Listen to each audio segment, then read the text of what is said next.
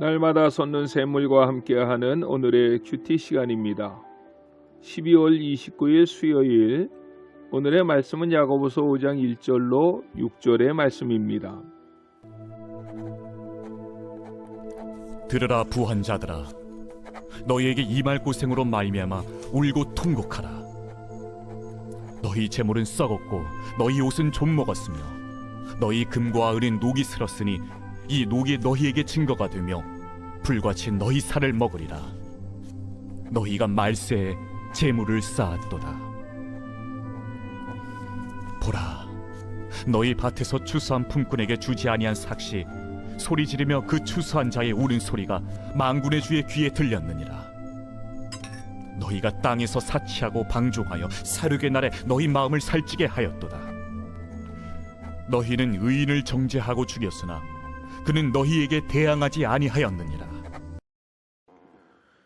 새로운 아침입니다. 여호와 멜렉, 하나님은 우리의 왕이십니다. 오늘 본문을 통해서 하나님께서는 가난한 자를 핍박하는 불의한 부자들의 교만을 책망하십니다.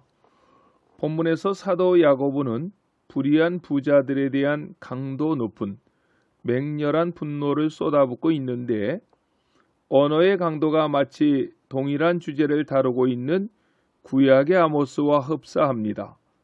그래서 학자들은 야고보를 신약의 아모스라고 말하기도 합니다. 여기서 우리가 오해하지 말아야 할 것이 있습니다. 그러면 부가 악한 것이냐? 절대로 그렇지 않다는 사실입니다. 성경 어디에서든 하나님은 가난한 자를 부자보다 더 사랑하신다거나 가난한 자를 편애하시지 않습니다. 천국에 가면 세상에서 가난하게 살다가 천국에 들어간 사람도 있을 것이고 부자로 살다가 천국에 들어간 사람들도 있을 것입니다. 그럼에도 본문에서 분명하게 말씀하시는 내용은 하나님께서 미워하시고 혐오하시는 부가 있다는 사실입니다. 그것이 무엇입니까? 본문에서는 두 가지로 말씀하십니다. 첫째는 가난한 자와 나누지 않는 부를 성경은 불의한 부라고 경고하고 있습니다. 본문은 어제 말씀과도 깊은 연관이 있습니다. 어제 큐티의 마지막 절은 야고보서 4장 17절입니다. 그러므로 사람이 선을 행할 줄 알고도 행하지 아니하면 죄니라 라고 했습니다. 어제 본문에서 부자는 장사를 해서 부를 쌓은 자에 관한 내용이었다면, 오늘 본문은 큰 농사를 지어 쌓은 부에 관한 내용의 말씀입니다. 그러니까 성경은 장사를 해서 부를 얻든 농사를 지어 부를 얻든 그 부유함이 문제가 아니라 그 물질을 우리가 어떻게 대하느냐 하는 태도의 문제가 있는데, 어제 본문은 그 사람은 장사를 해서 큰 돈을 벌었기에 선한 일을 할 수 있는데도 그 선을 행하지 않는 것이 죄였다면, 오늘 본문은 그가 가진 부를 나누지 않고 쌓아두었던 불의한 것이 죄라고 성경은 말씀한 것입니다. 본문 1절은 어제 말씀의 흐름을 이어가면서 새로운 내용을 전개하고 있는 것입니다. 1절 말씀입니다. 들으라 부한 자들아, 너희에게 임할 고생으로 말미암아 울고 통곡하라 라고 했습니다. 본문 1절은 들으라는 말로 사람들의 관심을 집중시킨 후에 불의한 부자들에 대한 경고를 하십니다. 무슨 경고입니까? 그들의 죄로 인해서 그들은 마지막 심판날에 울고 통곡하게 될 것이라고 말씀합니다. 그렇다면 그들의 죄가 무엇입니까? 야고보서 4장 3절 말씀에 따르면 그 물질로 선한 일을 할 수 있었는데도 그 선을 행하지 않는 것이 죄였고, 오늘 본문 5장 2절 말씀에 따르면 그 물질을 쌓아두었던 것이 죄였습니다. 2절로 3절에 보면 너희 재물은 썩었고 너희 옷은 좀 먹었으며 너희 금과 은은 녹이 슬었으니 이 녹이 너희에게 증거가 되며 불같이 너희 살을 먹으리라. 너희 말세의 재물을 쌓았도다 라고 말씀했습니다. 안천교에서 목회자로 사역하면서 감사한 것이 있습니다.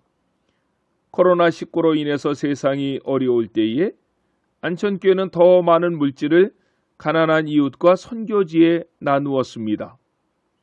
물론 저희도 코로나19 사태로 인해서 헌금이 약간 줄었음에도 이런 일들을 말없이 실행할 수 있었다는 것이 하나님의 은혜요, 또 모든 성도들의 헌신이었습니다. 두 번째로, 가난한 자를 억압함으로 얻은 부를 성경은 불의한 부라고 경고하고 있는 것입니다. 야고보서 5장 4절로 5절에 보라, 너희 밭에서 추수한 품꾼에게 주지 아니한 싹시 소리 지르며 그 추수한 자의 우는 소리가 만군의 주의 귀에 들렸느니라 라고 말씀했습니다.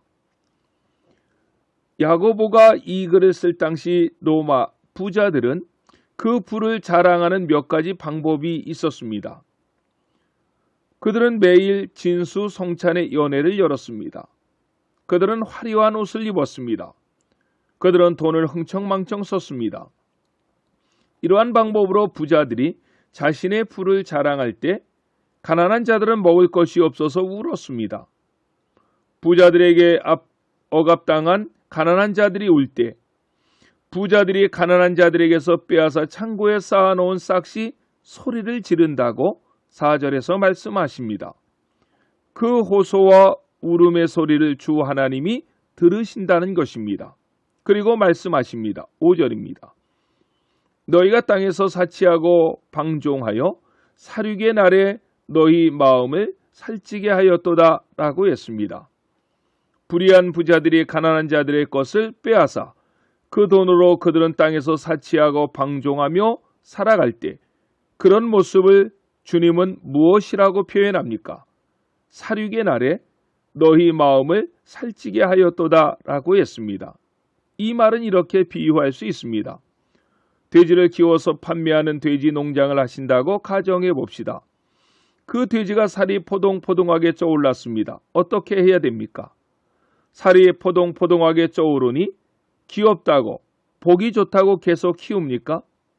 그러면 그것은 망하게 됩니다. 살이 포동포동하게 쪄오른 돼지는 즉시 팔아쳐야 합니다. 5절이 그런 의미입니다. 불의한 부자들의 그런 삶은 마치 돼지가 살이 쪄서 자기의 팔릴 날이 다가옴과 같이 그들의 심판의 날이 다가오고 있음을 시각적으로 보여준 것입니다. 말씀을 정리하려고 합니다. 6절 말씀을 함께 읽겠습니다. 너희는 의인을 정죄하고 죽였으나 그는 너희에게 대항하지 아니하였느니라. 아멘.